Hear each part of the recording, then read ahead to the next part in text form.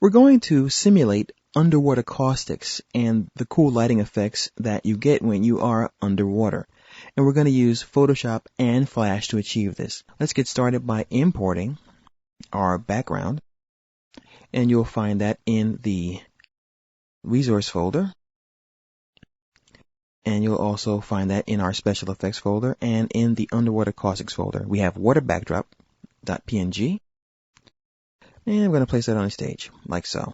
And we're going to leave that as it is, because we're going to eventually come back and animate this just a little bit like this. Now let's go to Photoshop. In Photoshop, what we want to do is create something that's going to go in front of our background. So the first thing we need to do is fill this color with a blue kind of ocean color. So let's go ahead and select the blue.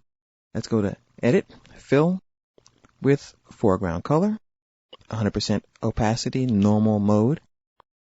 Now we're going to click on the color chip once again, and we're going to choose a white color, and we're going to use our brush tool.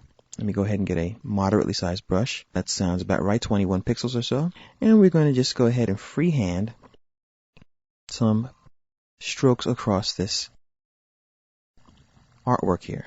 And don't worry, we're not trying to be neat actually. We want this to be a little bit messed up. Now that we have that, let's go to our filters, and we're going to choose Filter, Distort, and we're going to go on down to Wave. And look at that, we already have some kind of cool underwater stuff here. Now what you can do is click the Randomize button a few times until we have something that looks really good. Something more organic. So that looks kind of cool. And we're going to go ahead and click OK. And we already have the beginnings of some cool water. Now let's go ahead and apply a blur. A Gaussian blur, which is everyone's favorite blur in the world. And now we're going to apply, well actually let's go ahead and save this out. We're going to create an image, we're going to create a series of 5 of these images as they progressively start to twirl more and more. So we're going to go to File, Save As, and let's go ahead and make sure we're in our Underwater Caustics folder, and let's call this Water 1. And make sure we have our PNG format, although you can also use a JPEG. So let's go ahead and use either one. I'll go ahead and just select JPEG because we're going to make this transparent anyway. And let's go ahead and click OK.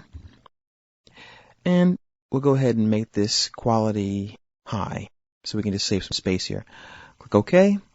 Now we're going to go back to Filter. We're going to go to Distort, and we're going to go to Twirl this time. And we want to just twirl it a little bit. I'm going to zoom out so we can get a good sense of what we have here. We'll click OK. And as you see, we just have this little tiny bit of a motion here. Let's go ahead and save this as Water 02. And to save some time, I'm going to copy this. So we can now just focus on creating each piece of this footage here. Let's go ahead and save it as a JPEG again. And we're going to apply the same filter. Okay, let's save this as Water 3. Oops, I saved that as a PSD. Let's go ahead and try that again.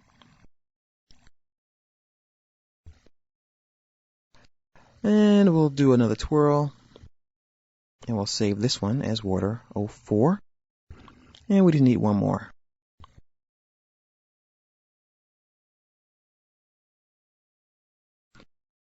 And we'll save this as Water 5. And now that we have our water, what we're going to do is we're going to go back into our new menu here. We're going to go File, New, and we're going to create another 640 by 480 piece of artwork here.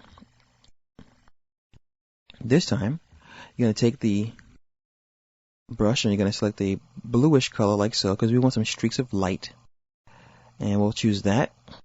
And we're going to use the lasso tool, the polygonal lasso, and we're just going to draw a ray or two of diagonal light that we're going to fill with color. So we're going to go to Edit, Fill with Foreground Color, and now what we're going to do is we're going to hold down the Alt or Option key to copy this.